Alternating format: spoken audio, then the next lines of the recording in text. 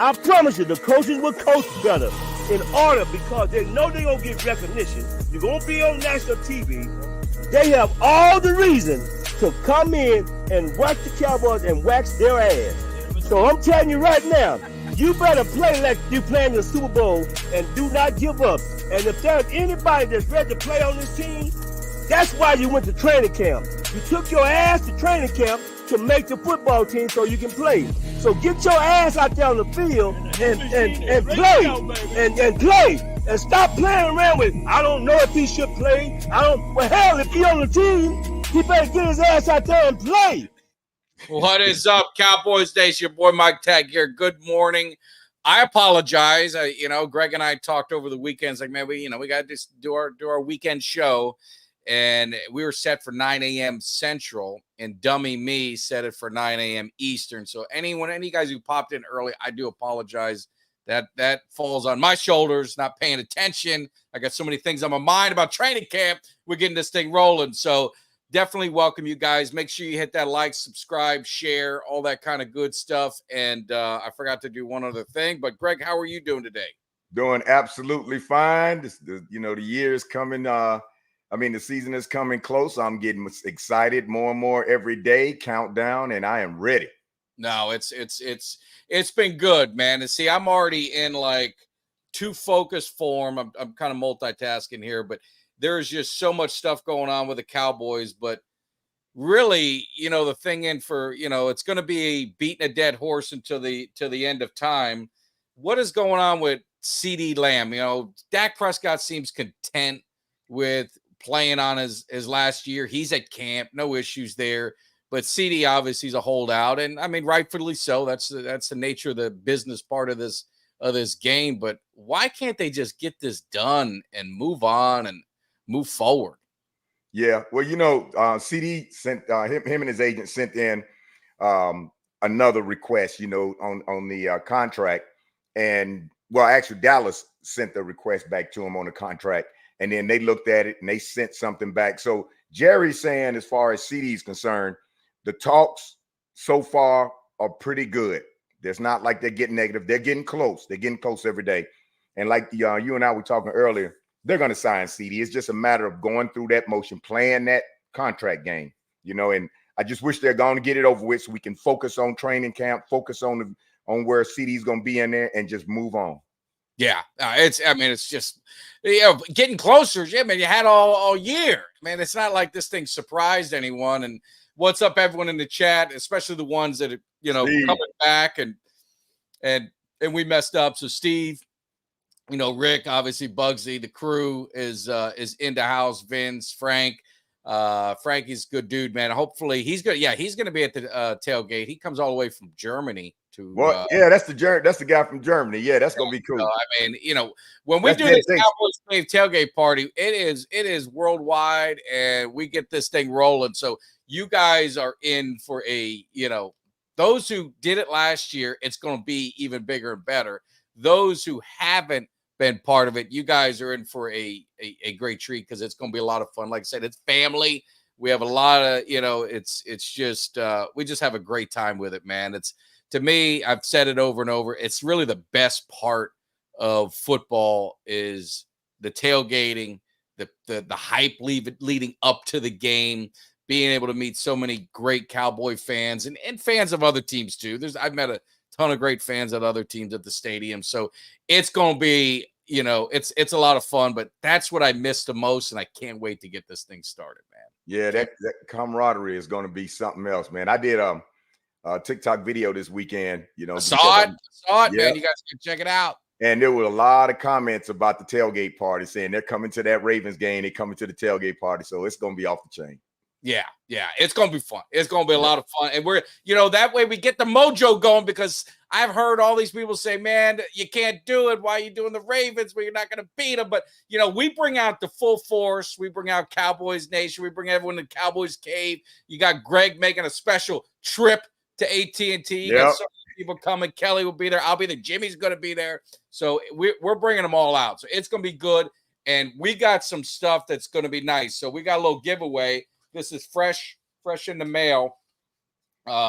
Let me change this. Let me change this so you can do it. I got to do it justice.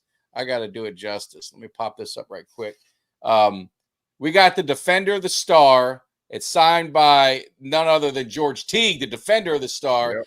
This is a Cuts by Jones exclusive, signed by Teague. That's going to be a giveaway at our tailgate party. Steve, I hope Steven didn't jinx it, but he does have Sam Williams jersey he donated to the tailgate party. We all expected Sam Williams to have really a nice breakout year and really help the defense. He's down, but I don't know if you guys know this. I know you must know it, but we signed a couple guys. Yeah. Man, one of those guys sounds familiar, and I'm just like trying to figure it out. And I searched him up and went to the University of Miami. And I remember he was a big play guy from Miami, got some sacks always, and then he disappeared. And then I started like reading into it. He did stuff the old Miami Hurricanes did. He had a car rental scandal that he was doing. He got suspended by the NCAA for that. He got in a fight, got suspended by the team for that. So he might be just what the doctor ordered to get some back on this team. I said we need some cane, so maybe he could bring it. Yeah. I forgot his name, but I saw him too. I said, Al Quimma. Something. I said, Mukamu or something like. I said, we've signed a Kane in the house. Now I've been complaining about it. Maybe that's not the Kane I was expecting him to sign. You know what I'm saying? But I'll take it. I'll take any Kane I get. So it's going to be good. What was that? A question. Charging per person? No. Very similar to last year. We take donations. So if I never want to decline anybody, based on financial situations. So if you can't afford it to donate, you don't have to. There's nothing holding you to it. A lot of stuff we do on the channel, a lot of the donations we've gotten from the channel, I do the cameos. You guys know I do a lot of stuff, and I do it to give back. So a lot of the stuff we supply now, again, it's more than what we're getting paid on YouTube and Cameo. So if you can donate $10, $15, whatever it is, I'm not going to ask you for a number. You guys are more than welcome to donate it. We will, as we get closer, we'll put out a Venmo or Cash App or whatever it is, so we can accept donations. Same thing we did last year. Or you can just bring a few bucks when you get to the tailgate. If you can. If you can't, you're not going to be denied. What's up, Cuts, man? Cuts had a great time with George Teague. He was getting some, I think he made him a Bama cut, which broke my heart a little bit. But I'm not as, if it was Philly, it's one thing Bama I could live with. But George Teague loved it. And, George Teague's a great guy. He's a lot of fun. Hopefully he may make a little surprise appearance at the tailgate, hang with us a little bit. Maybe have a victory cigar after we get done whooping up on the Ravens. So it'll be lovely. We don't hide from anybody. Yeah. And one other promo, because we do. If you donate, we like to give back, is we've got some bottle openers. They're going to be at Lot 10. They're going to be custom made and very exclusive to the Cowboys Cave tailgate party. So that's an opportunity for you guys, again, to get something back for donating. It's really cool. Maybe you get the crew, you get Greg, myself, and Kelly, the whole crew will be there. We can sign them up and have them, staying in your cave where they belong and used wisely. So, nothing like cracking a nice cold beer before the game, or cracking one if we lose to drown out your sorrows, whichever Either way. So, but hey, just had a couple topics, and really this is more engagement for everybody in the chat, and get your guys' thoughts on this. One of the things I was reading is, what players need to step up this year, right? We heard about Tolbert. He's kind of getting into his third year. It's like, all right, man. We really need you to, kind of make that leap. And now you got Gallup gone, so that's kind of there. You got Mozzie, who a lot of people already want to say he's a bust. And I mean, he's in his second year. I'd hardly put that label on him, on a player this early in their career. You got Schoonmaker, who seems to always kind of be battling some injuries. Damone Clark he was the linebacker that the only real linebacker we had left at the end of the season. He's one of those guys they're counting on. So if you're thinking about these second year, third year guys, who is the one that you guys feel if this team is going to make the run that we've all hope and believe that they can do if they get it together? Who's the guy that you're thinking of? I see Mozzie in there from Frankie. Yep. What are you guys thinking? That's who I'm thinking about. That's my number one and only right now is Mozzie. Mozzie, this is your time to shine. And now that we got Sam Williams has gone down, and we're looking at Nealon stepping up to fill that gap. Mozzie, you can't hide. You can't hide behind anybody now. I need Mozzie to step up in fashion. And if he does, that's going to help the defense, because right now the defense is playing in the training camp. Defense is running training camp. And then Tolbert's shining in training camp. I mean, he's doing what Gallup did, acrobatic plays and stuff and catching the ball. So Tolbert, he feels a little pressure behind him, and they know how it is right now with CeeDee in negotiations. So they know somebody's got to step up big. Yeah, especially if they drag this thing out, you're going to be asking a lot of these receivers. But Tolbert has kind of been making his baby steps, right? And last year, a lot of people were a little down on him in some part, but when he had the opportunity, he made the plays, the opportunities he was given. He just wasn't given a lot of opportunities. And I think this year there's going to be, when CeeDee's there's going to be a lot of attention on CeeDee. So Cooks look good so far. Tolbert has looked good. The receivers have looked good. And then the wild card, to me, the ace in the hole is always going to be Ferguson. He's the great equalizer. If we struggle with some of our receivers, that third, fourth receiver spot, I think Ferguson will be what the doctor ordered.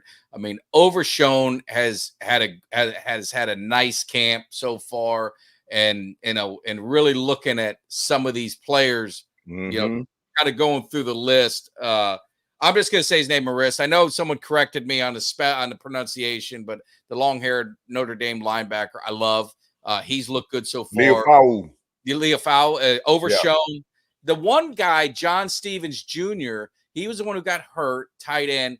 He's playing well. If he's healthy, I mean, there's thoughts that Hendershot's roster spot could be gone or in serious jeopardy with him.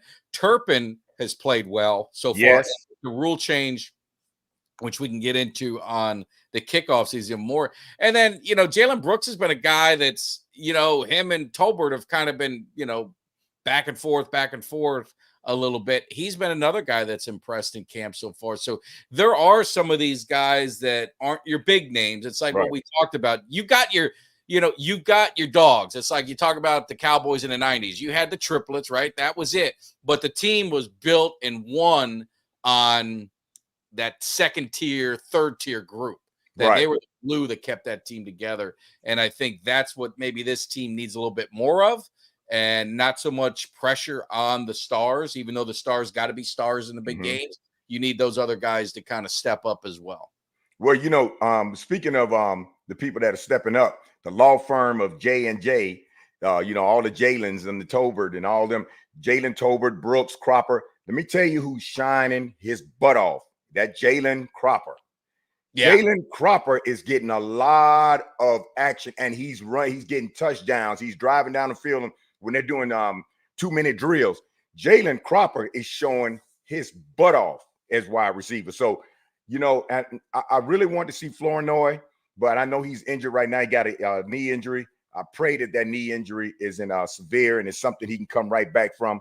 But right now, Tolbert and Cropper, those two guys are showing their behind off. And like you said last year, and remember we talked about this last year, I said Jalen Tolbert always reminds me of like how Cedric Wilson was being used, because they're both dynamic. When you go to them, you can count on them. But when you got number one and number two receivers that you got more plays for than the Tolberts, and back when Cedric Wilson was in there, they don't get as many plays. But the few plays that they did get, they shine and they produced and they came up with them.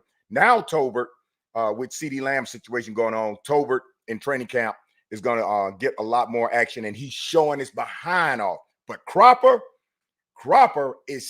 right now is that shining star nobody saw coming from Fresno State. That boy is off the chain, his wide receiver. So he's looking damn good. And our receiver core is not – we're good. Now, there is no other CeeDee Lamb, but our receiver core right now is playing great ball.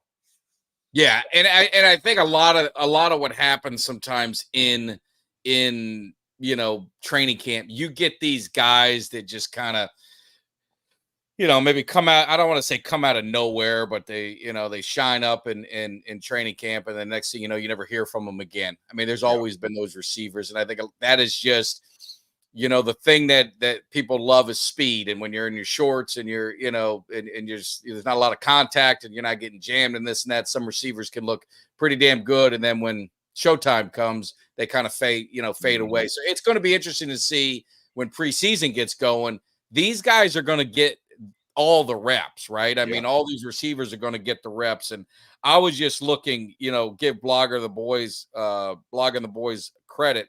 This is their after 2 weeks of training camp, this is their receivers that they feel are going to be on the roster come opening day. Let me know if you agree or disagree on that you'd swap out. CeeDee Lamb, Brandon Cooks, Jalen Tolbert, Kavontae Turpin, Jalen Brooks, and Ryan Flournoy. That's who they feel, because Ryan's the one that we haven't really talked about either, but he's been a young rookie that has made some strides as well. So that's what they're saying on the receivers that you're going to keep. So then you look at some of these guys we mentioned that are having a good camp. I mean, it goes to show maybe some of the depth they have, within the receiving core.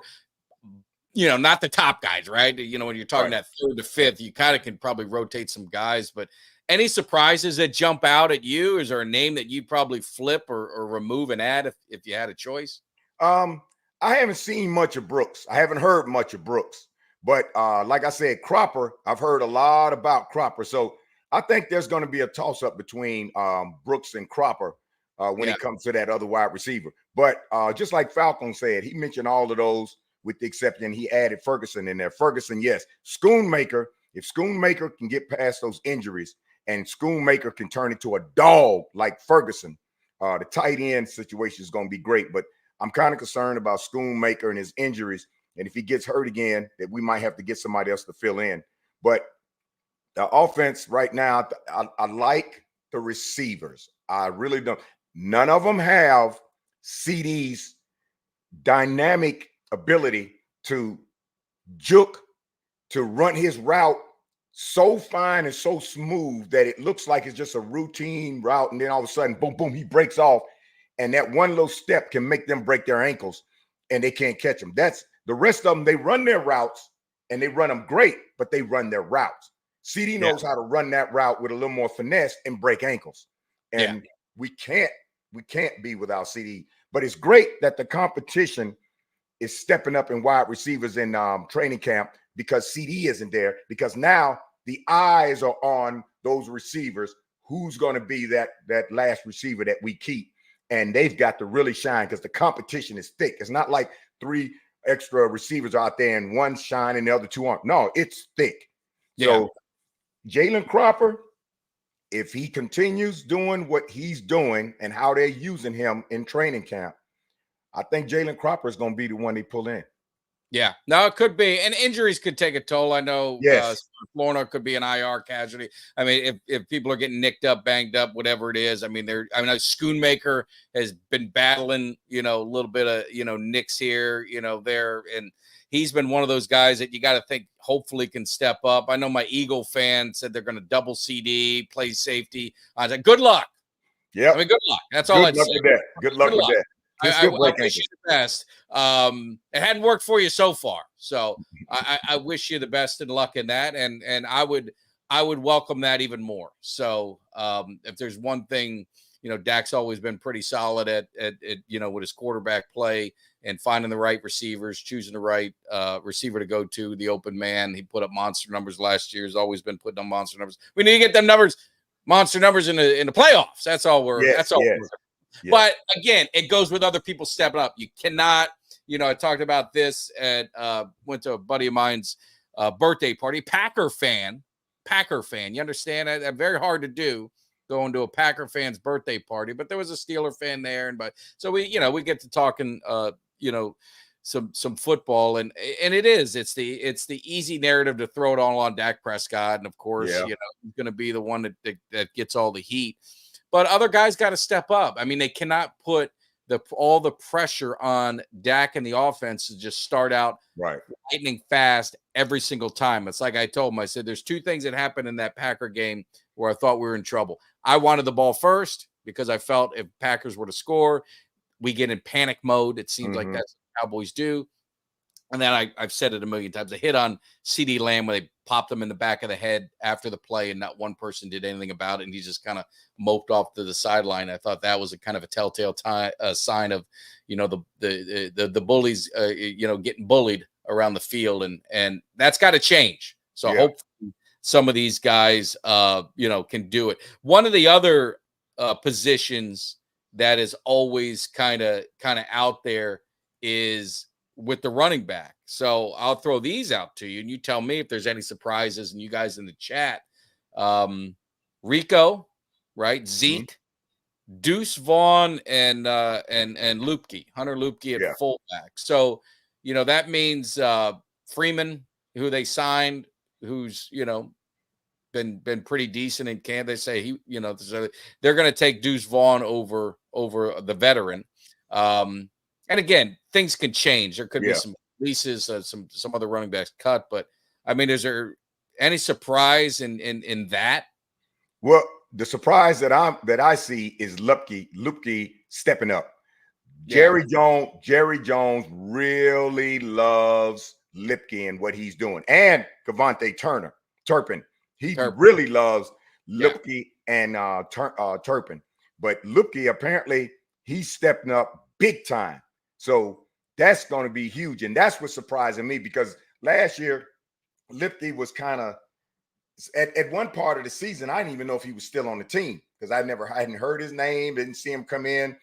But apparently Jerry Jones is hot on Luepke, and he loves what he sees so far in training camp. So that's a surprise to me. But running back is the only position right now in training camp that we still have not fully addressed.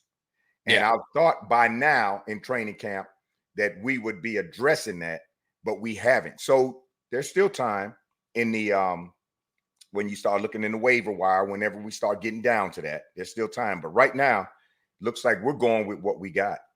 Yeah, I mean, and again, you could get some changes. There's going to be some casualties. There's going to be some casualties in it. So you just got to kind of, wait and see what happens. One other thing while we got you guys hanging, of course, if you're just popping in, again, this is a little Sunday chill session. So very laid back, ask your questions away, but make sure you hit that like, hit the subscribe, hit the share. Got like 90 people in here now. So hopefully you guys watching on X come over to the dark side of YouTube and hit that subscribe. Definitely do appreciate that. The other thing is, you see the little thing in the upper corner with Autograph app. It's a great partnership that they have with us. It's co-founded by Tom Brady.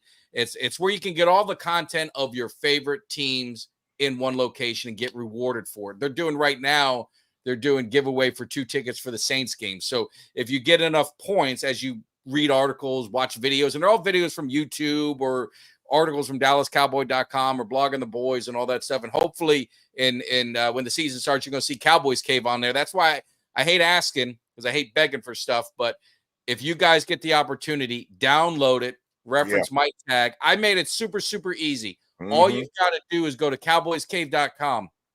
When you go on the homepage, you're going to see the Autograph app. If you click on there and link it, it links you directly to the app to download it. My name is already on there as the reference. You're good to go. You don't have to be a fan of the Cowboys. It's for all NFL, college, Major League Baseball, hockey. Hockey's going to be on there soon. They just got general hockey up there, but NBA, WNBA, golf might be on there. It's every sport. So give it a try. I enjoy it. And it supports the Cowboys Cave. So it doesn't cost you anything. It's free.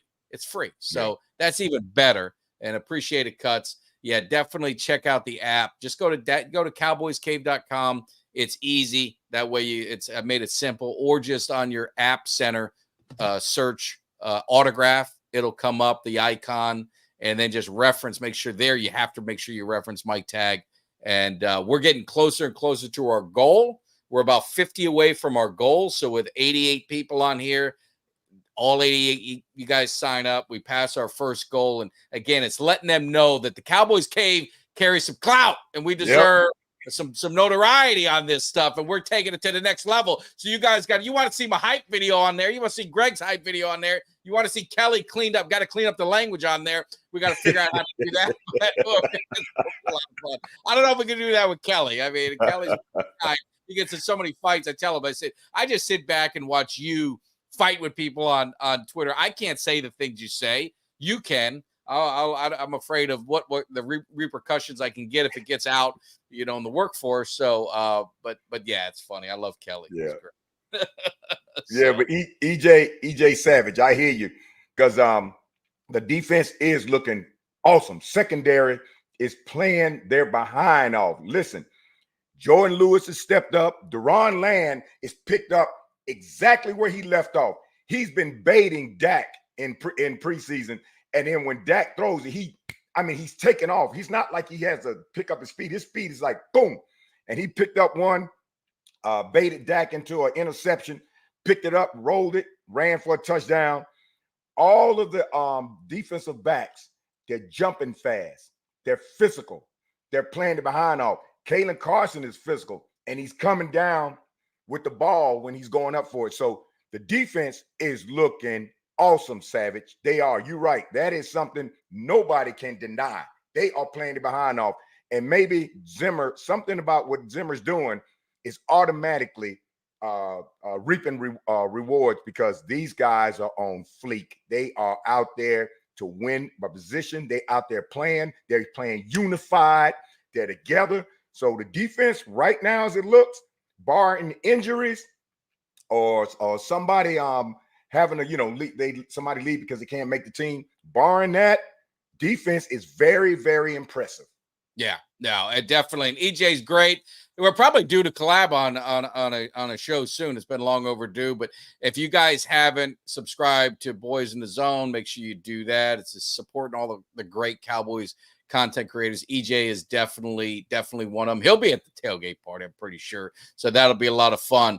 And also, EJ is our reigning fantasy football Cowboys Cave fantasy football champion, which I don't like that. That's one thing I don't like about EJ is he got the title, so we got to get it from him. So we are adding some new people. We're making some change out, to try and get new people in every year. The reigning champion gets to stay. So if you guys are anyone who is interested in participating, we will do kind of like a drawing if we get more than what we need. But if you want to throw your name in a hat, you can DM me on Twitter at mtag1993. You can send a message on Instagram. It's the same. My handle's on all social media platforms the same. Or you can just send an email to mike@cowboyscave.com. You could do that as well. But it's going to be fun. I don't know. Do you play? You're part of the family now. You got to be in there. If you play football, you don't do that? I concentrate more on what Dallas is doing in the game. I don't want to get into that side hustle and all of that, because I'm just straight into what you would be Mark. So we wouldn't want you in here, because Mark was on our he was on the fantasy league last year. He picked every Dallas Cowboy. Now it doesn't do well for your fantasy league, right? No, it doesn't. But I mean, you need to have other players in there, and he picked every Cowboy and every former Cowboy. So that's dedication. It is dedication, but I understand the mindset. It saved you from, because that is, when you're talking fantasy football, that is that could be the problem, because that's why I won't take Eagle quarterback. I won't take a Washington quarterback, a Giant. I won't take quarterbacks of our rivals, because I never want to be swayed to quietly root for them. Right. So that is definitely the challenge when you play fantasy football. So I respect that. 100% respect it. And I respect the ones that don't want to do it, because it does tend to can get you thinking ways you don't want to think. So, and I don't want to get into that.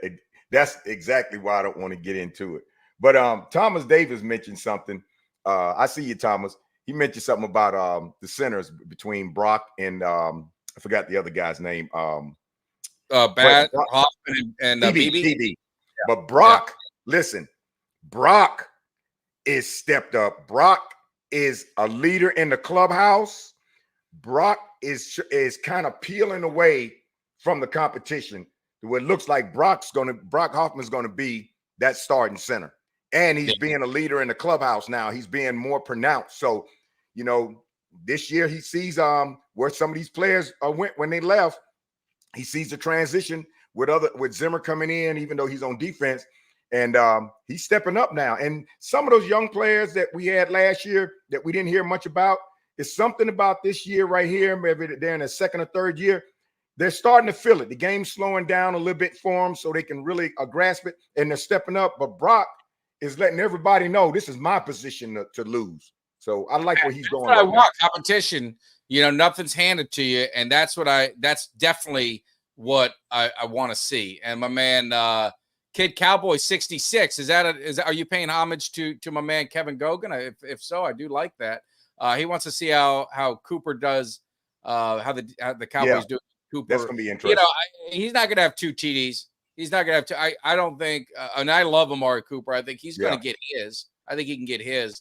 I think our secondary is going to be there, and it's really not a knock on Cooper. It's more of a knock on Deshaun Watson. I just Watson's bingo right there. Bingo. Yeah. That's exactly what I'm thinking. It's not so much what Cooper's going to do. It's on what Watson's going to do to get the ball to Cooper. And Watson throws some picks, they're going to be in trouble. Yeah. So and you know, by all accounts, I don't think Chubb is going to play. So I think that's not going to help their situation.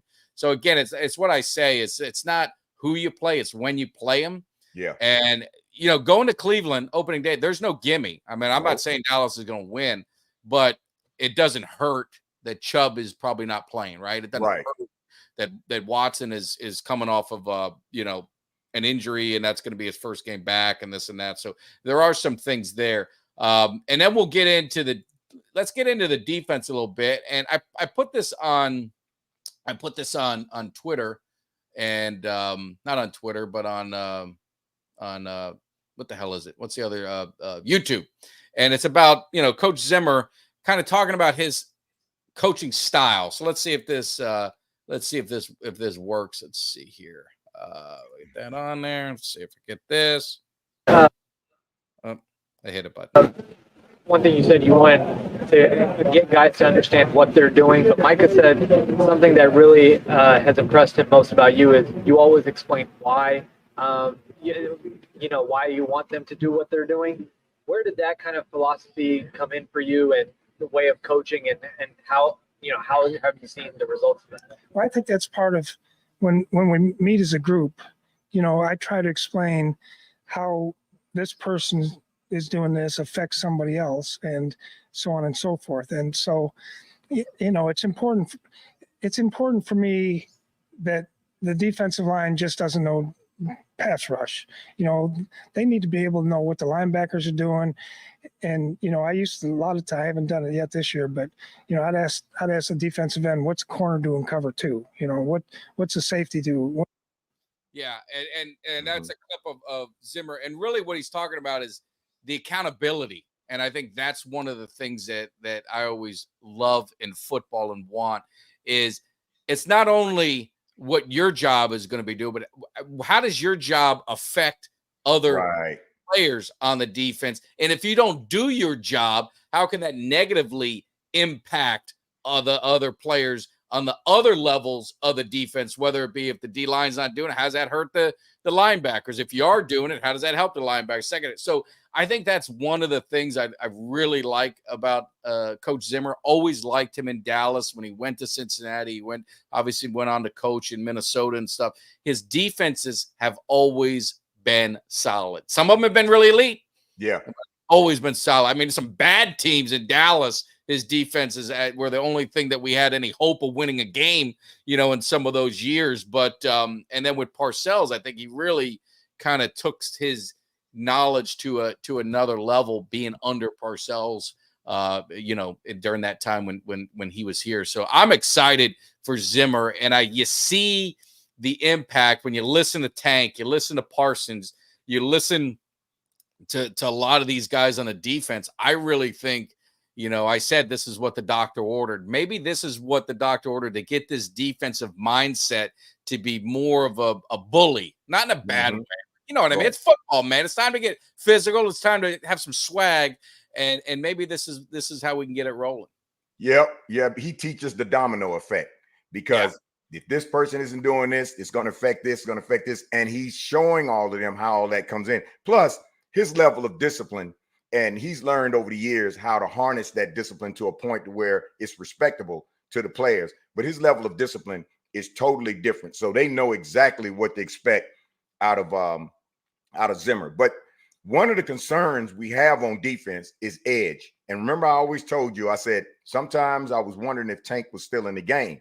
And I know he doesn't play edge all the time, but if they moved him there, I was like, come on, we got to do something. But what they're doing is they're really focusing on edge right now. So right now they're looking at Marshawn Nealon. They're looking at Fehoko, Chauncey Golston, Tyrus Wheat, Darrell Johnson. They're giving them all a shot in preseason to see if any of those guys shine at edge before they go out on the wire and pull somebody in. That's one position. Instead of going out on the wire right now and pulling somebody in to bring them into camp, they said, wait a minute, we got a handful of guys right here. Let's see if we get a shining star out of one of these. Let's give Nealon, let's get these guys, Fehoko, Darrell Golston, let's give them a chance and see which one of these guys can shine at edge. And we might have the answer in camp already. So they're focusing on that. They're focusing on that right now on the edge, because that will help Parsons when he's on the edge, or allow Parsons to play Zimmer's defense the way he wants to, because Zimmer says he's going to have Parsons playing linebacker. He's going to have him rushing from linebacker. He's going to have him playing line, edge. He's going to move him around. So if we get another serious edge, then that'll free up some opportunities for Micah to play in the position in linebacker. That'll strengthen our linebacker core even more, and then make him more versatile. Yeah, and if you're looking at it, again, this is just out of 2 weeks of camp. Now, we signed a couple edge guys, right, with Sam Williams going down. We talked a little bit, met my man from the U, so, you like that. For me, selfishly, we'll see. Me too. What are you really going to get? That's my concern, is really, what are you getting now? I mean, especially edge, that's a premium position. But this is what they're, not so soon, 53-man roster. You're looking at Parsons, Tank, Nealon, Golston, Muhammad, who they just got. He's my man from the U. And Tyrus Wheat, which I don't know. I'll be honest, I don't know a whole lot about him in camp. So that's what they're looking at. It doesn't, I don't know if that scares a lot of people. Doesn't really scare me so much. But that's what they're going to be needing. And then if you're looking at your D tackles, Osa, Mozzie, Justin Rogers, the kid from Auburn that they drafted, and Carl Davis, the New England veteran. That's their D tackles. Again, this is just a too early 53-man roster breakdown. So you've got to, you look at that defensive line, and I think a lot of us that's where the concern is, right? Defensive line and running back. If you go to the offensive side, those are kind of the two sides of the ball where it's at. So do you think the Cowboys today, this roster, the names I just kind of threw out there, are you good with that? You think they can get the job done on the defensive line with what they got today? For me, the verdict is still out, because I haven't heard or seen much about the defensive line in training camp. The D-backs and the linebackers, I'm hearing and seeing a lot. But the defensive line, and obviously is no-touch contact for the quarterbacks. But I haven't heard or seen much about the defensive line at all. Anybody on the defensive line, the only names I've been hearing is Micah Parsons. And then the fact that Nealon has to step up because of Sam Williams is being gone, but I haven't heard anything about him. So I don't know. Right now, it's a toss-up. The verdict is still out. I haven't heard anything about that. Maybe as a couple of weeks go by, especially when preseason, we'll start to see who's shining on the defensive line. But right now, I guess if somebody said go from defense to offense from the secondary and then work your way all the way back to the running back on offense, what do you see? When I get to the defensive line, I'll say, I don't see anything yet. Yeah. I don't see anything at all. No, and again, like Nealon's a guy that, you know, a lot of people are commenting, and I think he's, you know, for a rookie, he's been stepping up, Yeah, but it's practice. I mean, I hate to get Allen Iverson, man. We're talking about practice. It's going to be interesting to see in the game situations, you know, going up against them, you know, those other teams with those big, you know, offensive linemen and tackles and stuff. Do we have enough? Do we have enough to get the job done? Now, the X factor is always going to be Micah Parsons. You're talking about one of the best pass rushers, best defensive players, best NFL player in the league. So he can make up for a lot of deficiencies. There's make no mistake about it. And I think Tank, he's never been a big sack guy, but he's a disruptor. And I think he still has the ability to be a disruptor on that offensive line. I think Osa is another guy that's going to have to take that next step. I mean, he's played very well, but you know, take that next step up, that Pro Bowl, you know, level of play up, and then you get the other guys. But it's really, when all the attention's on Parsons, that creates opportunities for other guys, and they really have to take advantage of that. And when you're doubling up Parsons, whoever's on that opposite side, whether it be Nealon, whether it be, you know, Golsa, whether it be, Tank, they've got to take advantage of that. And I do agree. Depth is, I mean, but that's going to be the case for a lot of teams, right? Yeah. If you get injured, you lose some guys, you're going to be screwed. So it's, you know, you're going to find out. We're going to find out real quick on this team. And again, preseason, I like preseason. I'm one of those guys. I kind of said, hey, I'm not one to watch preseason from start to finish. I lose interest in it. Now that the starters pretty much don't play, it makes it tough to watch. I've watched it a little bit more, but I'll be in Fort Lauderdale at the Hard Rock hanging, a little birthday party for my bro, and I'm going down, heavy-handed because I know this Cowboys tailgate's important. So I'm getting ready to slap some money on black or red. You guys tell me what to play, black or red, but I'm looking to double up some money to help pay for this Cowboys tailgate party. You know what I'm saying? So I'm going to miss some of the game, but I'll catch the replay. But do you watch a lot of preseason? Or do your eyes stay focused? Can you watch it start to finish? Do you lose a little interest? Do you casually watch it? How do you handle it preseason? I watch it because I want to see the players who are vying for positions. And I always have my fingers crossed that we don't get any injuries, because that just spoils it for me in preseason. I wish there was a way you didn't have to have preseason, but there is no way. You have to play preseason against other teams to get some type of feel for how the game is going to be, and then evaluate players, because practice against each other, it's not going to do it. But preseason really shows me who is hungry enough to want that job. And then the whole time I'm watching the Cowboys play in preseason, I'm like, please, no injuries, please, no injuries. But I don't get bored with it. I always watch it, especially with our boys, because I get to see the shining stars and see who's going to they're going to pick up. And then probably by the time you get to the third preseason game, if they see, oh, this guy we're going to keep, sometimes you notice that they pull him out. And they don't even let him play that game because they're like, no, we're not going to take a chance of him getting injured because he's going to be on the 53-man squad. And then this is the opportunity for these other guys to show what they got. And maybe we might keep them on the practice squad, or they can audition for other teams.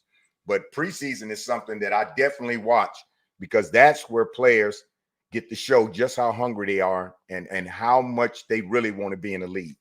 Yeah. Oh, absolutely. And the chat's on fire. And I know my man Kid, he's a little concerned with the Cowboys defense. It doesn't scare him. To me, the defense, I mean, you've got 1, 2, 3, 4. You've got at least 4, possibly 5 Pro Bowlers and all pros on that defense. That's 5 of that's almost half. They've got talent. Are there areas of concern? Sure. And I think you could probably go to any defense. You can probably find areas of concern. The X factor always is, how can that coordinator mask the concerns and exploit the great players that we have? And I think that's going to be the difference with Zimmer. And I know you're saying, well, they can scheme 11. Maybe not so much. Maybe under Quinn they could, because Parsons pretty much stayed in the same spot, the whole game. He was the edge rusher. If Zimmer is going to move him around as a chess piece, and you don't know where he's going to be coming from, it may not be as easy. But again, if they know how to scheme him, they're going to be putting a lot of attention towards him. It's going to be up to other players to step up. So that's going to be the interesting thing to see how Zimmer's scheme and how he uses Micah Parsons, how he uses some of his other players to benefit. He likes blitzing his safeties a lot. So, I mean, you look at some of those safeties and what they can do. So it's going to be a lot of fun. I would say, like anything, man, don't overreact on week 1 or week 2. It's going to be a process a lot of times. So if they start out fast, let's not, hoist up the Lombardi yet, right? I don't think the Cowboy fans are. I think they're pretty much resigned to the fact of I don't care about nothing until the playoffs, which is, I get it, but you got to enjoy the ride, man. You got to enjoy the ups and downs and everything of the season. So I don't take that. We talk about confidence. I'm going in 100% confident in this team. I think we've got the talent. It's all in the head. So we'll see what happens. Yeah. And Steve, we do have talent in our corners, and you don't trust them right now. And rightfully so. The season has started. You saw what they did in the Green Bay game. So who would trust anybody? But here's the thing. Deron Bland hasn't missed a step. He's picked up in training camp exactly where he left off.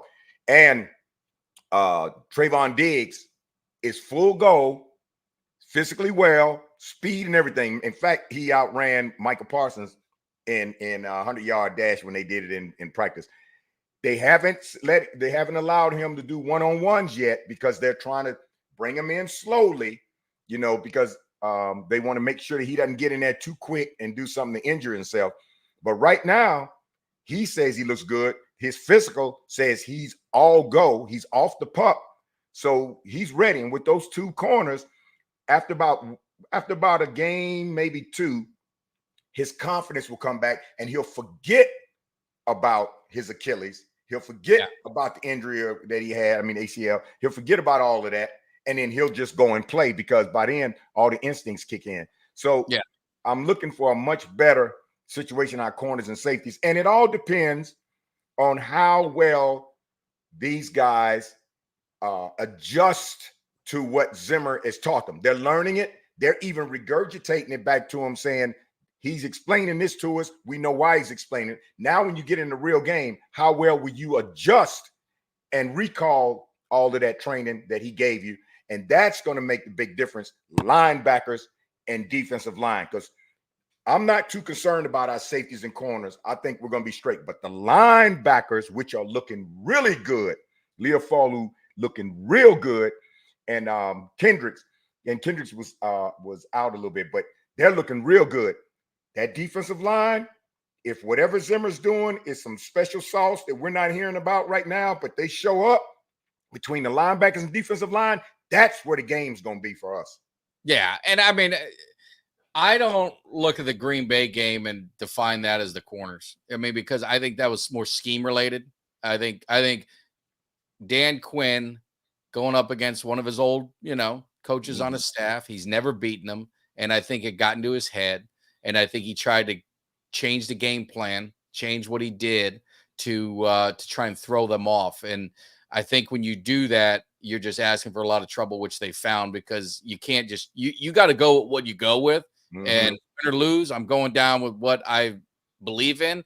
And if they beat me, they beat me. And I think he tried to outsmart himself, and he ended up getting burned. So I don't have any concerns with the corners. Now, that being said, if Diggs isn't back, we're going to be thin. So that, if Diggs, God forbid, got hurt or something like that. But if you got Diggs and Bland, J. Lou, Carson, out there and with our safeties, secondary is the least of my concern. Right.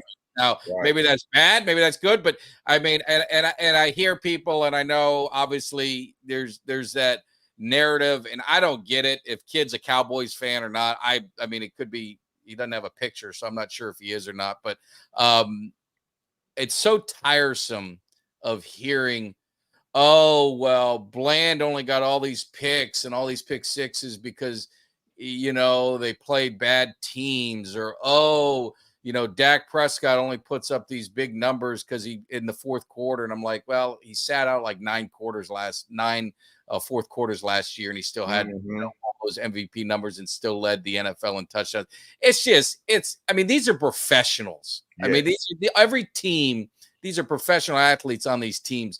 There are no shitty teams. Now, maybe there's some teams that aren't as good as the other teams, but these are the 32 best quarterbacks in the world. And say what you want, do what you want. It's a really kind of lame, tiresome argument. It's the same thing as interceptions were really important when Dak had a year where it was an anomaly for him and he threw a lot of picks. Mm-hmm. And when it goes back to normal, which he's been one of the lowest interception, percentage quarterbacks in NFL history, that stat doesn't matter anymore. You get, Jalen Hurts or Josh Allen for all these picks last year. Did you ever hear about it on TV? You never heard about it. And for Bland to get as many interceptions as that isn't luck. That isn't play a bad team. Nope. He got burned some too. He's a risk taker. He's a risk taker. And I don't know if in Zimmer's defense he's going to get all those picks. I don't know. Maybe they do. Maybe they don't. Zimmer is more of going to be at the ball, and whether it's knocking the ball away or intercepting, whatever it is, it's discipline. You're going to be at the ball. You're going to meet the ball. So you may not get a lot of the picks. So, and if you don't, so what?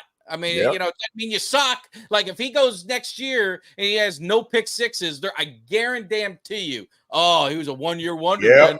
He don't have no pick sixes. I told you he sucked. It's that tired bullshit that people just spew all the time, and it gets old. But it is what it is. It suckered me in to talking about it for a couple minutes, so they did their job. Congratulations. Well, but what Bland did, and it wasn't because it was sorry quarterbacks. What Bland did last year was something other corners were not doing. Bland is that kind of guy that wants the ball. And Bland, he trusts his quickness, not just speed, quickness. If somebody said, get from here to there real quick, Greg, when I take off, will it look like I'm hesitating and going? Bland takes off like Tony Dorsett used to be. Pow! Quick. Yeah. It's just quick. Yeah. And what Bland did was Bland knew, I want that ball. And the way I'm going to get that ball is I'm going to make that quarterback think that this receiver is open. And it's all about windows. Quarterbacks throw the windows. And he baits them into allowing them to be right where the quarterback thinks they need to be for that window. And when he throws it, Bland has the ability to bam, move quick like that. Not every corner has that type of takeoff speed. And you need to be able to have that kind of fuel injected takeoff speed from 0 to 60 in order to make up for that risk that you just made. That's Bland's unique talent. Every corner doesn't have that 0 to 60. They got that 0 to 100. So they can't afford to take that risk and allow that receiver to get in that window because they're going to catch it. And Bland did suffer last year because of some of those risks he took, but more so than not, his risk paid off. You don't get 6 pick sixes. Yeah. And that's not counting the picks he got that weren't pick six. You don't get 6 pick sixes. And then all of a sudden you're in the hall, your feat of what you did is in the Hall of Fame because you're the only one that's ever done it in the regular season. So it's not how bad the quarterbacks were. It's how smart he was and the quickness that he has to be fuel injected to make up for that risk space that he's given up. Yeah. And he had more pick sixes in a year than Hall of Famers had in their career. Yep. Now, I'm not saying he's a Hall of Famer. I'm just saying that. That's pretty special, and you can't minimize it. You're never going to minimize it in my eyes, but haters are always going to hate. And it's just the nature of the beast. And it's something like Tyron Smith. Some of what he said was out of context, I'm sure. But they're talking about the fans in New York, and maybe comparing them to Dallas. And Dallas is, and I think a lot of it is planted, hate. A lot of Cowboy fans, there's just a portion that live in the world of negativity. And the sad thing is they probably live that way in their life. It's really not a great way to live. I'm a optimistic person. I'm a positive person. I want to win at everything that I do. I don't like losing. And I would not be rooting for the Cowboys, hoping that they lost, thinking they were going to lose. Right. And it's just not in my DNA. So I don't know. So it's hard for me to relate. Now you can be critical. I mean, I'm going to be critical of Dak. I'm going to be critical of the team. I'm going to be critical of Jerry. There's nothing wrong with being critical, but when it turns into just such a negative hate, it's just like, why bother? Because I tell you this, come kickoff, I'm all in. If Dak's the quarterback or Trey was the quarterback, if Zeke was here or Emmitt Smith was here, or shit, if they brought Emmitt Smith back out of retirement, bro, I'm rolling with 22. Yeah. That's just my mind. That's just the way I feel. I'm a fan. I'm a fan of the team, and that's just what I do. So it's just, but I just like the ones that just hate on Dak. And it was the same with Romo. It was, I mean, and you know, Romo got it. But the funny thing is, with Cowboy fans, it's when they leave or retire, it's like they forget about it all. Yeah. Like the same people that criticize Tony Romo are the ones that say, well, Dak's never going to be Tony Romo. Well, I mean, what Tony Romo do? He didn't bring us no championships either. So they're about equal. They're Danny White in my eyes. You know what I'm saying? Or people, I remember as great as DeMarcus Ware was. DeMarcus Ware, people hate, oh, he's hurt all the time. He's washed up. We don't want him. Blah, blah, blah, you know, all this stuff. And then they send him off. You know, they cut him, and he goes to Denver. And he wins a Super Bowl. You know, it was stupid Cowboys. Let go of DeMarcus Ware. You know, and they're doing the same thing with Tyron Smith. If I had $1 for every Cowboy fan that bitched and moaned about Tyron Smith, never healthy, this, that, why do we have him? Da. And then when he leaves to the Jets, look at the Cowboys. They don't care. They didn't even sign Tyron Smith. It's just like the same old shit, man. It gets old. Yeah. But when they leave, they love him. So I guarantee you, when Dak's career is over, whether he wins a title or he doesn't, I still believe he's going to win a Super Bowl championship. But if he doesn't, the next quarterback in is going to get the hate, and people are going to be he's no Dak Prescott. He did, you know, it's the same old shit. So. That's why when I watch the Cowboys, and like I said, I go way, way, way back. When I watch the Cowboys, you'll never hear me like that, what you're talking about, because that's a bandwagon fan, period. They may as well wear a T-shirt saying, I'm a Cowboys bandwagon fan. I watch the game.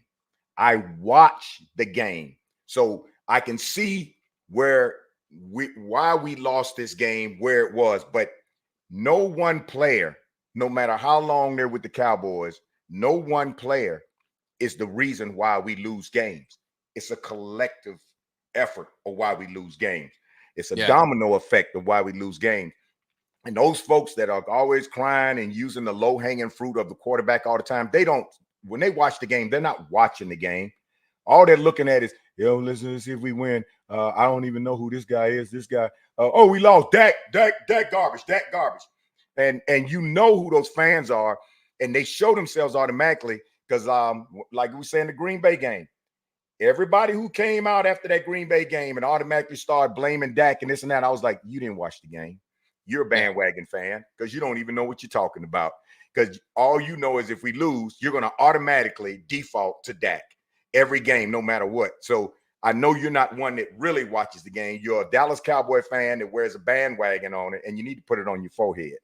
Yeah. The team lost the game on that one. Now Dak did his part. I mean, there ain't we can't sugarcoat it. He played his part, but I mean, the defense was just absolutely atrocious as well. And that's really, you know, what you talk about, and it's why I kind of joked about it, but I do mean it. Like it's a mindset. And you look in the Cowboys cave, we brought in all these Super Bowl champions from years past, and we brought them in the cave and talk about, you know, those teams and talk about the mindset and what it takes to win. It's so hard to win. It's hard to win. It is. Only one team, you know, is going to win. It's hard to win a Super Bowl championship. I mean, take away, you know, Tom Brady and Patrick Mahomes over the last 10 years. I mean, how many teams really have won a Super Bowl? I mean, it's a handful. And things have to go right. You have to be good, but you have to have some breaks go your way too. I mean, and we kid Philadelphia, and I kid Philadelphia, but like when they were going that year with Carson Wentz, I mean, that dude was MVP. They were playing out of their mind. And I remember driving it when he got hurt. Like they said, oh, when the news came that Carson Wentz is out for the year. And I always, I call my dad in the morning. Usually we just talk or whatever. And I said, well, Philly's good for Philly. They're one and done. You hate to see a guy get hurt, but they're one and done. Go ahead and bank on it. They get Nick Foles in there. The team elevates their play even more. They were they were the top team in the NFL, but they elevated their play even more. And Nick Foles gets hot, and they win a Super Bowl against the New England Patriots. That was a real hard game for me to root for, because it's like, don't want Philly to win, don't want New England to win. I mean, what the hell am I going to do? Could it be a tie? But you have to give credit to, that's just everything fell their way. And as much as you hate it, as much as you can credit, whatever. And is Nick Foles one of the greatest quarterbacks in NFL? No, but he was at the right place, the right time, with the right supporting cast that elevated her play. It's the same thing with Cooper Rush. Everyone said, oh, well, Cooper Rush, we went 4-1 or 5-1 with him. We don't need Dak. Look at the way the defense elevated their game. I was at 2 of those games. Elevated their game against Cincinnati. Everyone wrote us off against Cincinnati. Our defense played lights out. And then the other games, but if you watch Cooper Rush, his play got worse and worse and worse and worse every game until the Philly game, where he really got exposed and we ended up losing. But, so many things have to go your way. So when I hear comments, it's just, it sucks, man. It's been too long for the Cowboys win the Super Bowl, man. Believe me, I'm with it, man. It pisses me off, but it's just the luck has not been on the Cowboys side. No, but I want to address what I noticed in training camp, the elephant in the room. Dallas Cowboys traditionally always have an overabundance of fans at training camp. It's almost like Lake Mead is drying up. What is going on with the fan base at training camp? The bleachers are empty. Even the reporters are even asking the players, what's up with the fans not showing up? And some of the players are bewildered. Like, I don't know. I don't know what's going on. I don't know if it's the heat. I don't know what's happening, but something is in the air that is the reason why the fans aren't showing up at training camp like they used to. I don't know what it is. I don't know if they still got a bad taste in their mouth over it, but something strange going on there. And this is the first time in the history of the Cowboys that I've noticed that, because even when they were like 1-15, fans were still showing up at training camp. So something's, not that it makes a big difference on the team, but I'm like, where are we at? Is everybody just waiting to see how we're gonna do this year and don't give a damn, or what? But something's strange. I think you have some complacency. Like, I would say, me personally, I wouldn't fly out to go watch practice. So again, you're at a regional base, which Dallas does have, their fans all over the world. But let's say Dallas won the Super Bowl. Man, I might have flew out there to go watch. You know what I mean? So it's your mindset. It was a gut punch. I think that has definitely something to do with it. I think, if we're being honest with everyone, the economy and inflation and the ability to people to, be able to support their family. Sports is a luxury, right? Yes. Going to games and doing that kind of stuff. I'd be the first to say, like, if my family, if I didn't have the ability and I had to cut some stuff out, the Cowboy games are the first thing that's getting cut out, right? Yeah. So I think some of that may play a part in it. You saw it on the weekend. The weekend seemed fine, and that was a Tuesday. And they'll compare it to last Tuesday or last year on a Tuesday. I don't know. But I think you've got a little bit of everything going in there. Some complacency and again, I have budget dollars for entertainment, and going to watch practice isn't high on that list for me. Yeah. So, but Jones has got to know it. Jerry Jones has got to see it, and it's got to be something that they. The curious thing will be, here's what I'm sorry to drag on, Greg. That's all right. When they come back to the Star, they have a huge event. And as a season ticket holder, you get invited to it and all of that. And it's insane. Let's see how that event is. If it's half full or not charged up, then I think they know they got a major problem with their fan base's confidence right now. Yeah. And my brother mentioned something to me yesterday. He was talking about the Hall of Fame, and I didn't see any of it yesterday. I was watching Olympics. I didn't see any. And he was asking me, he said, why is so-and-so in the Hall of Fame? I said, Jim, it's about numbers and so and so and so. And I said, but and correct me if I'm wrong, Too Tall Jones still isn't in the Hall of Fame? Oh, I argued this yesterday. If you're gonna bring up the name, and it sucks to bring it up, what name are you bringing up that's in the Hall of Fame that you're Oh, no, he was talking about Patrick Willis over Shannon Sharp. Why isn't Shannon Sharp in there? And we were talking Sharp's about in the Hall of Fame. Not Shannon. I mean, not Shannon Sharp, but Sterling Sharp. Sterling Sharp. Yeah, he was talking about Sterling Sharp. But from now on, every time I get opportunity, I'm going to. I don't care if I'm in public where I'm at. I'm going to be on this crusade about Too Tall Jones getting in the Hall of Fame, because I hate the fact that sports writers have a vote. Because like Peter King, I'll never have respect for Peter King on how he did Chris Carter. He said he would never vote for Chris Carter. I remember on television, he never voted for Chris Carter. And it was all about because Chris Carter wouldn't give him an interview one time. And I'm like, this man bled sweat and tears on the field and got these numbers, and he deserved to be in the Hall of Fame. But because he wouldn't give you an interview or something, you don't want to ever want to vote for him. And that's bull. And this new generation of voters that have come up and given the opportunity to vote, and some of the players who don't know anything about the 70s and the 80s apparently don't. And then they don't put people like Too Tall Jones in the Hall of Fame, which is, to me, is a hands down automatic.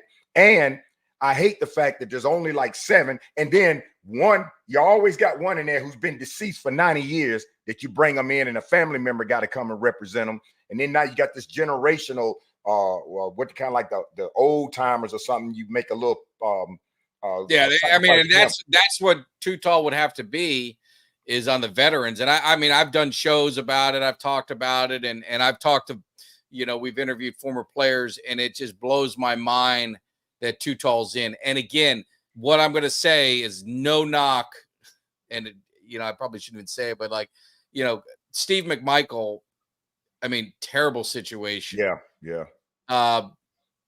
If you're gonna tell me him or Too Tall Jones in the Hall of Fame, it's not a question to me who would go in first. Now, McMichael's having a terrible, obviously, health issue, and there's been a lot of publicity, talk about it, and he's in the public, in the minds of a lot of people, prayers in a lot of people. And my memory of McMichael's on wrestling. He was in the Four Horsemen, Mongo.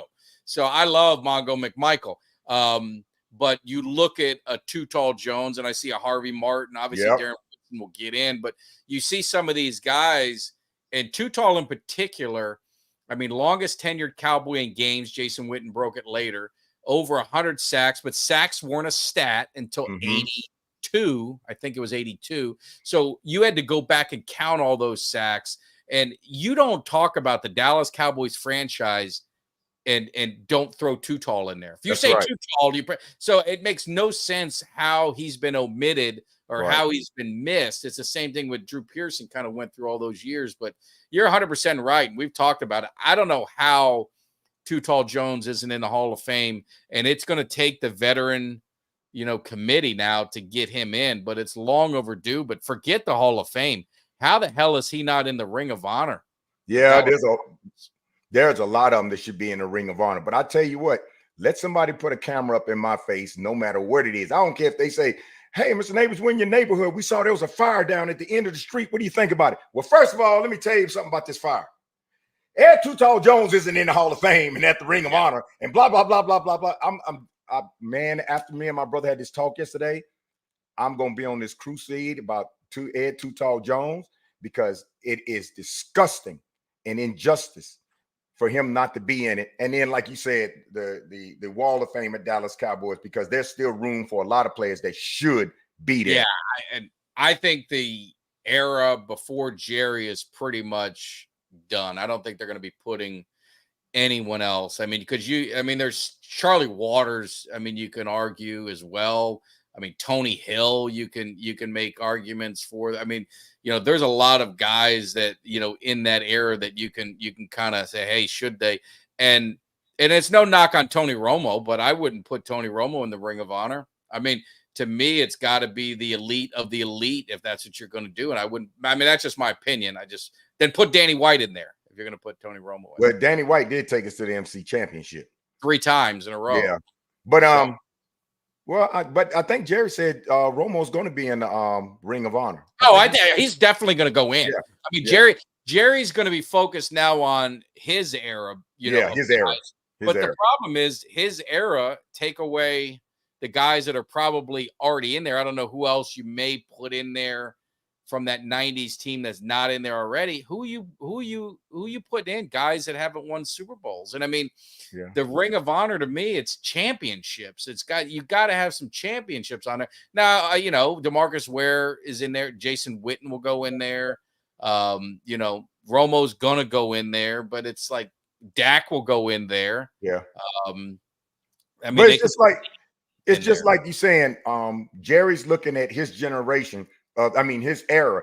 And in that note, I'm on the same page as Jerry when it comes to that, because we didn't get the Super Bowls, but these guys made a hell of an impact on us being consistent winners in the system and being relevant. And that's why and Ed Too Tall Jones and Jeff Colton, those guys got a Super Bowl. So, and we know that, like you said, you don't mention the Dallas Cowboys #1 to anybody in the world without mentioning Ed Too Tall Jones, to the point that you just got to say Too Tall. Yeah. And he should be in there. And it's just disgusting, man. It's just disgusting. No, I would definitely. You've got to include them. You've got to include them, and hopefully they get it right. But hey, more importantly, appreciate a lot of people came to the cave. They moved over from Twitter and they're watching on YouTube. So definitely appreciate it. If you guys are hanging out, do your boy a solid. Just hit that like button, a little thumbs up there. And it just shows love. Doesn't cost anything. Hit the subscribe if you haven't done it already. Also, Autograph app, co-founded by Tom Brady. We're now partnered with them, and it is a great app. Follow your favorite football team. I made it easy for you. Just go to cowboyscave.com. You'll see the app icon on there, the homepage. Click on that. It'll take you directly to the app. Download it. Mike Tag is the reference. You just reference Mike Tag in there. It is a cool app. You can follow your Cowboys. You can follow the Rangers. You can follow the Yankees if you're a Yankee fan. You can follow the Eagles if you're an Eagle fan. You can follow Miami Hurricanes, Alabama, any football teams, baseball teams, basketball, all that kind of good stuff. Just download it. It's awesome. Check it out. It's easy. It's free. They reward your fandom. So right now, I saw on the Dallas one, they're giving away 2 tickets for the New Orleans Saints game. They give away autographed jerseys. They give away different fan experiences. And how it does is how you interact within the app. And the app pulls from YouTube, Twitter. So it's just, instead of all your streams, going everywhere for information, it's kind of centralized hubs it. And hopefully they're going to be putting the Cowboys Cave on there for our content. So the way that you can support the channel, that's the best way you can support it. Doesn't even cost you anything. Go to cowboyscave.com, hit the icon on the homepage. It'll take you to the app. Download it. It's free, and support your boy and the channel, man. I definitely appreciate it. What else do we got, Greg? What else are we missing? What do you think about Tyler Guyton so far in training camp? Oh, well, yeah, I'm glad you brought that up. I mean, I've been impressed. Now, some people will, maybe this could be our next Tyron Smith. Me personally, and I know they play different sides of the tackle position. I'm getting them Eric Williams vibes, man. I'm getting that. He's a nasty guy. He's physical. Him and Parsons have been battling. He's won his share. Parsons is definitely going to win his share. I'm excited. And the Cowboys have always done great in the first round of drafting linemen, so I'd never want to doubt him. But, I mean, he's better than advertised so far in camp. I mean, how do you feel? How do you guys I feel the same way, man. I feel like, we got a winner on this one. Yeah, they rolled the dice right on this one.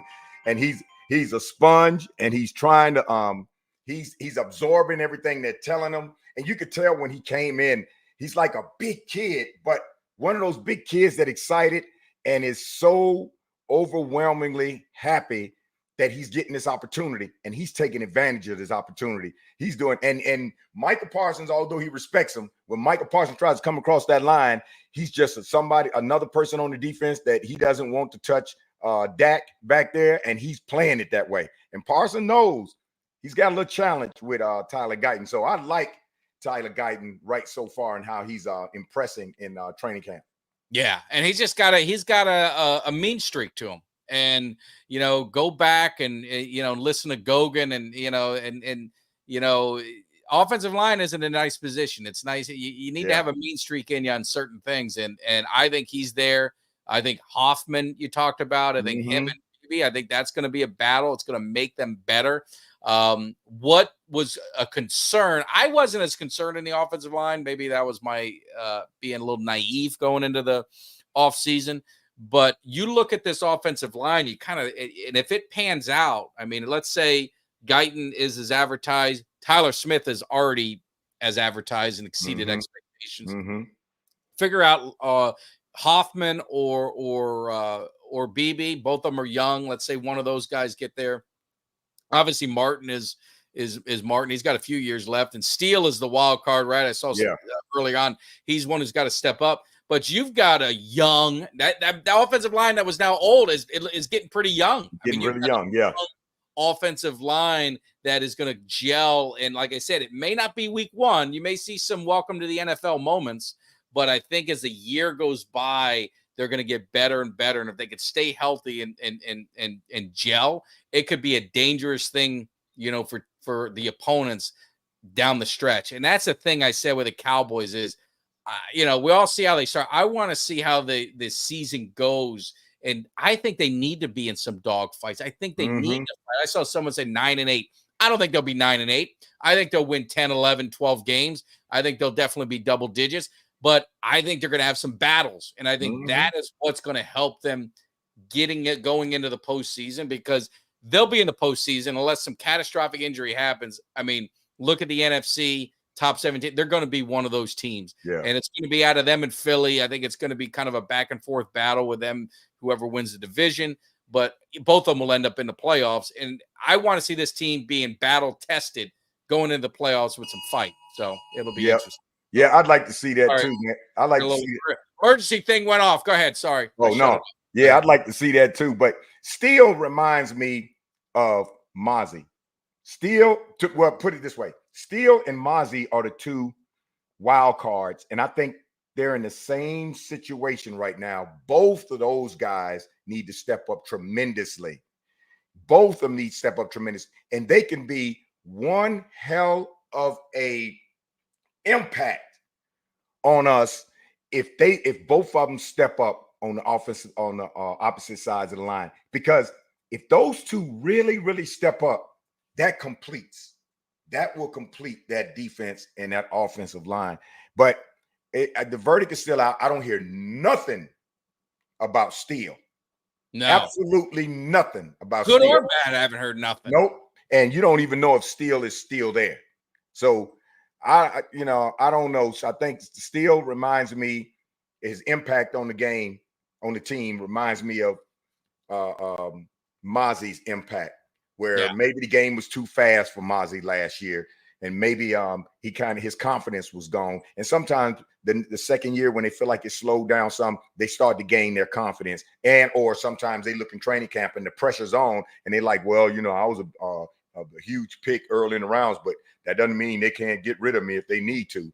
But if those two really, really step up and make a name for themselves, we gonna have a powerhouse. Yeah. No, it'd be absolutely. And Star, we are another, great group. I mean, one looks like Jimmy Johnson. The other one looks like Tom Landry. I don't know how you don't get much better than that in Cowboy, history. They've got a great YouTube channel as well. Another good content creator to support. Plus, they're always out. They'll be out at the tailgate. So they're the guys you definitely guys get some pictures with, and because they're awesome. But appreciate you downloading the app. Definitely using Mike Tag as the reference code. You guys, please do the same. You got 200 plus people in here. It's free. Go to cowboyscave.com. Download that app. Check it out. And give me your feedback. I mean, I want to share the feedback with them Again, it's co-founded by Tom Brady. They have a board of advisors on there that are the who's who: Derek Jeter, Wayne Gretzky, Tiger Woods. I mean, you can go on there and you can kind of see it. It's really a cool app. They're Michigan guys. So I know Falk, I know you better have downloaded it already. See, I'm supporting Michigan guys, all the guys that created and stuff like that. So it's awesome. So definitely give it a try. Check it out. I want to send the message that the Cowboys Cave has some clout. They need to make sure they align with us and plus other people. We've had opportunities to do promotions with the Dallas Cowboys training camp VIP experience. I didn't hear from anyone in the cave if they want it. Hopefully they did, or they got a jersey, you got something at it. So, anyway, so we'll see what happens. But anyway, yeah, it's cool. I appreciate everyone download it and everyone hanging with us. But yeah, offensive line is there, and I'm excited. So, what else we got? What are you looking for in this preseason game? In the preseason game, I'm really looking to see how Tyler Guyton, how well Tyler Guyton plays on offense. But my biggest research is going to be on linebackers and that edge on the other side of Micah Parsons. If I see somebody really making a name for themselves, now it's preseason, so somebody can go out there and shine and look like the next Lawrence Taylor in preseason. But then when you start putting the starters on the field in real action on both sides of the field from other teams, then it's a whole different story. But it builds their confidence up in preseason if I see somebody on the edge shining, because I'm like, okay, we got potential right there on the edge. And then it's going to put pressure on the other guys trying to get that job too. And then linebackers, because last year, we had to bring a safety in to play linebacker. Now I want to see how well our linebackers stand up now that we brought in all these guys. And I definitely, if they're playing real well, then pull them. Let them get that action and pull them, because I don't want any injuries, man. That kills me in preseason. Even with other teams, when I see they get a major injury, somebody, I really feel sorry for that player, because that's a whole season gone. That player, they got a family to feed, this and that. And then it's just awful to see that. But with the Cowboys, man, it's almost like depression when something like that happens. But linebackers, and who is going to shine on the edge, on the defensive edge in preseason, that's what I'm going to be looking at hard. Yeah, and I think line is both lines. That's the main thing. I think linebacker is definitely a spot you want to kind of see. And to me, it's scheme. Like this guy right here, Overshown. That's going to be one of the guys that I want to see, because he's one of those X factors that could be one of those guys that take that defense, to the next level. And he could be a leader. It's like I said, you don't have to be the best player on the team to be the leader. Sometimes the leader, it's who they follow and who they believe in. The energy that he can bring can be infectious throughout the team. And he was really on his way for a very special season. So again, see how he comes back. We don't want to, put him in the Hall of Fame after a game, but I am excited to see what he can bring, the energy that he can bring to that defense, and really even the scheme. Looking at the scheme of the defense. Now I know Zimmer, everything's going to be vanilla. They're not going to show too much, but I am interested to see how that plays out. So that's going to be what my eyes will be on. Not so much the receivers. Of course, I want to see some of them. Trey Lance, I'm interested to see how he performs. He's been a little shaky, they say, in practice. But I'd love for him to ball out, because I think competition makes everyone better. And I think that would be a great thing. So and I also think that Jerry and them are hoping he balls out, because I think they're looking at him as the heir apparent potentially if he does ball out and he picks up, and before you know it, he becomes the number 2 and somebody can rely on in case something happens with Dak. They can bring him in. But right now in training camp, man, he's falling for the okie doke a lot. They're baiting him a lot on defense, and he's thinking these guys are wide open, and they're baiting and getting them. And then some of those interceptions are classic gymnastic type interceptions, which I like on the defense, because they're going up for the ball. When they say, when the ball's up, go up for the ball. And that's what they're doing. So I really like that Overshaw, I heard some positive stuff about him, not a whole lot, but I heard some positive stuff about him. I don't put him in the category of Mozzie and Steele. I think he's above that because, he's above that. But we do need him to be a first name basis this season, as far as hearing a household name this season, because those three guys right there, man, that's money for the Cowboys. Oh, two of them really need to step up, and Overshaw has an opportunity to be a leader, a serious leader, man. So I'm hoping that these guys in preseason show us that, and if they do, it's gonna be some slim pickings for those that are trying to take their jobs. No, and I mean they could change the whole defense. I mean those two guys, if they played at a high level, that can change the whole look of the defense. I'm glad to see Ultras at midseason form with his Eagles hate. I always love that. That's one thing I do love about Ultra. But yeah, it's going to be, Mozzie last year hopefully was just kind of a weird thing. I know he had some other issues going on, but I don't know if Quinn used him right. They were losing weight. I don't know if that was him or if he was having.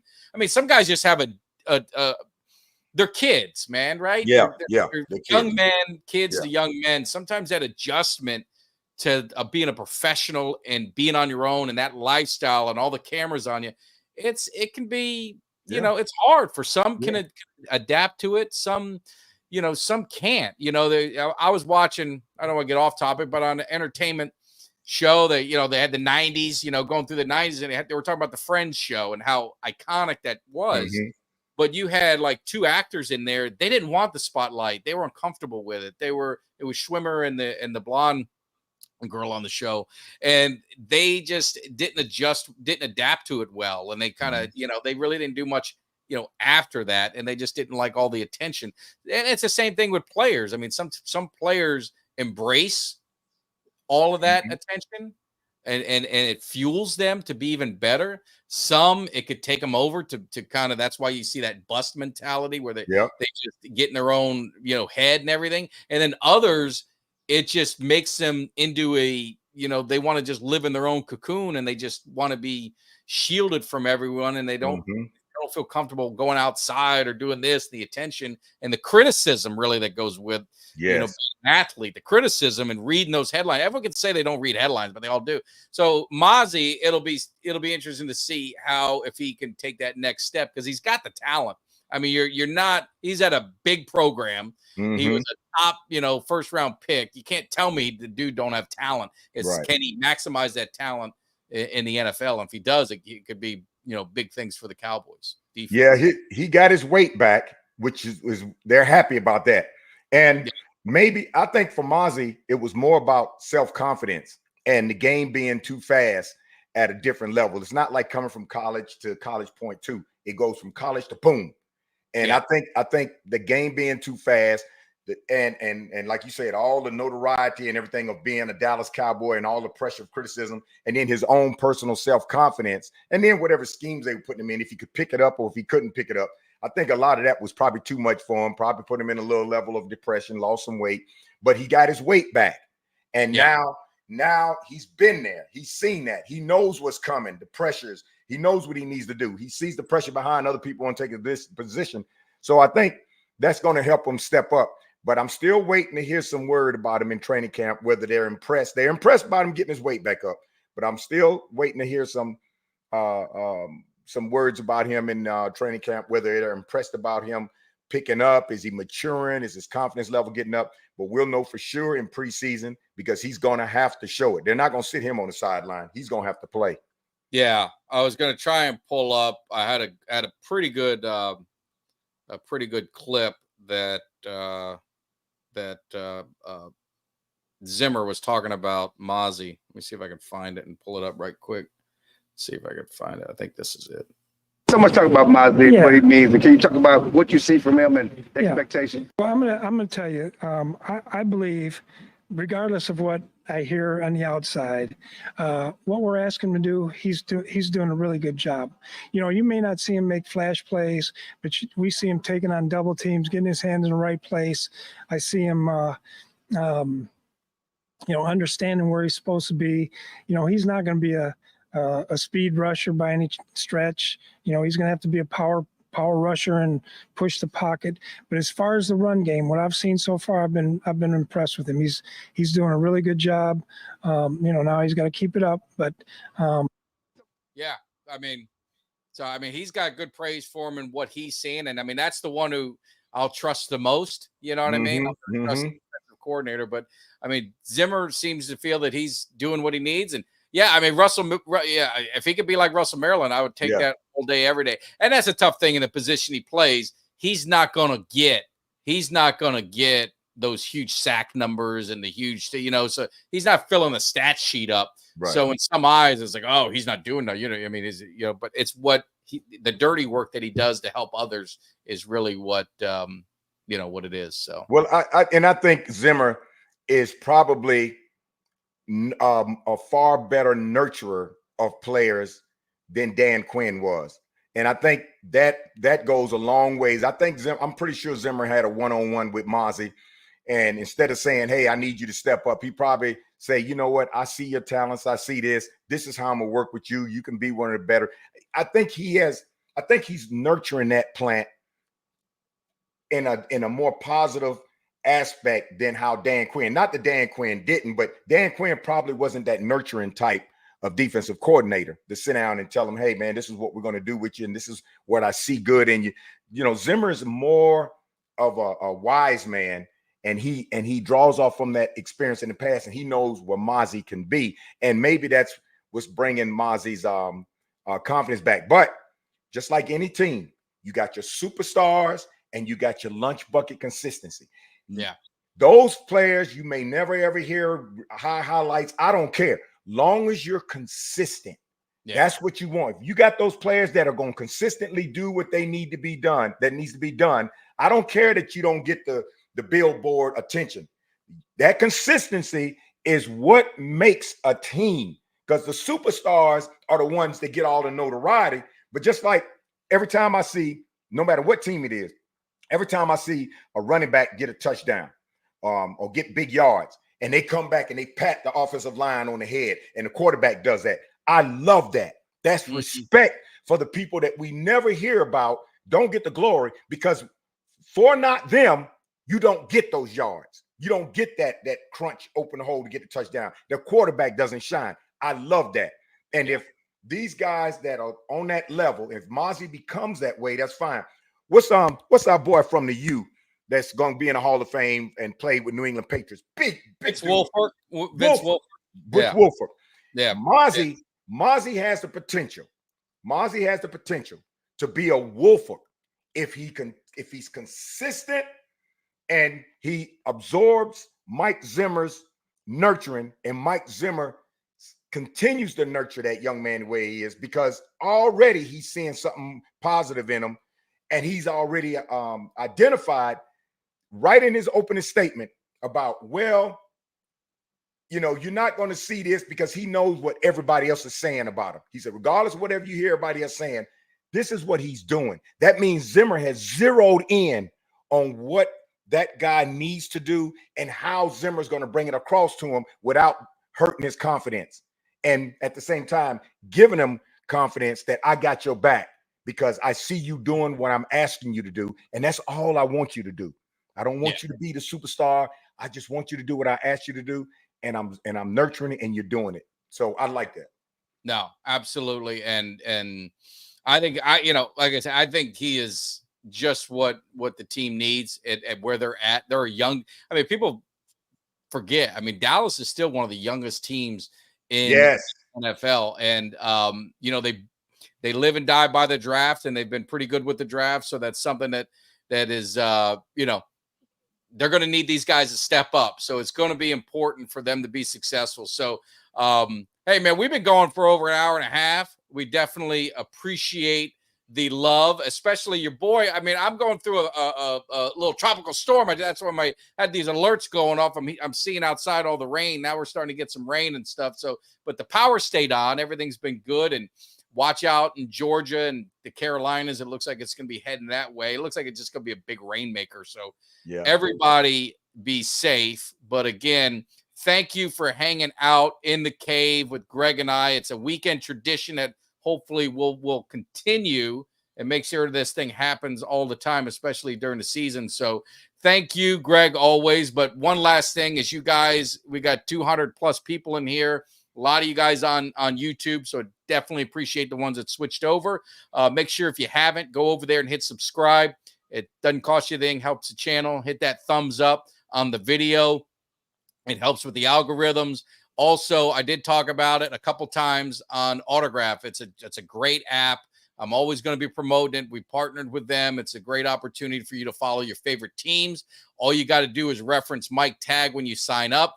I made it even easier. You go to cowboyscave.com, click on the link that is right on the homepage. You'll see it. It'll take you there. It already has stuff loaded in. It's an awesome app. We've gotten great responses so far, so definitely appreciate it. Share it with your friends. They could be fans of anyone. The more people we get signed up, the better it is for the channel and the support. And hopefully we can help. We can grow as they grow. They'll maybe let us ride their coattails a little bit, put our content on there as we've talked about. So definitely appreciate it. But Greg, always good talking football with you and everyone in the chat. You know, the 60 plus people are now, we're at 207 total, 55 on YouTube. The rest of you guys on X, definitely appreciate it. It's a lot of fun, man.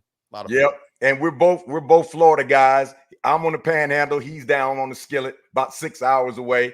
But that makes a difference in this storm, because the storm is coming through that area. They're probably gonna get a lot of flood stuff. So keep yourself dry, man, and be careful down there, you and your family.